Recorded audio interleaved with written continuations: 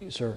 My name is Terry Michael. I'm a director of the Washington Center for Politics and Journalism, but for purposes of this conference, I'm a freelance writer on HIV and AIDS. This question is for Dr. Brown of the Post. He and I have had this discussion. You mentioned evidence-based science journalism. The problem with evidence-based journalism is one person's evidence may be another person's opinion. I'd like to give you a specific example of one person's opinion, and that is the colleague of the incoming chair of AIS, Dr. Luc Montagnier. In 2006, in a lengthy interview, you can find it on the internet any place, Luc Montagnier and Leong would be the search terms, he said that the body can rid itself of HIV in a few weeks if you have a good immune system. Didn't equivocate at all. I have never seen that assertion in your stories or in any mainstream media stories. That is huge. That is a disagreement with the reigning paradigm that once you have the HIV, you'll always have it. How do you, as a science reporter, I've watched political reporters, I used to be a political press secretary, I've watched economics reporters, they always quote unpopular opinions. How do you, as a science reporter, arrogate to yourself closing the gate on opinions by someone like Luc Montagnier?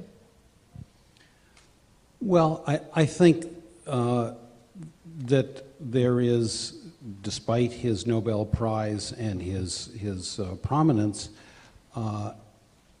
there is a mountain of evidence that contradicts his opinion that one can either clear the virus, presumably to sterile immunity, or get rid of the clinical disease. Well, I understand, but why not quote his opinion? Why not quote his opinion? Because it's completely incorrect, and there are 35 million people dead as evidence.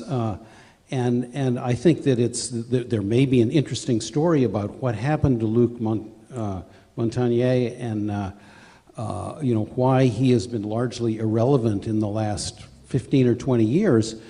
But his assertion in that interview that the immune system can handle HIV, I think is despite his august position, is clearly incorrect, and the caravan has moved on. I don't think it's worth quoting him in any circumstance except perhaps to do a story about him or to perhaps do a story about the continued existence of people who don't think that HIV causes AIDS.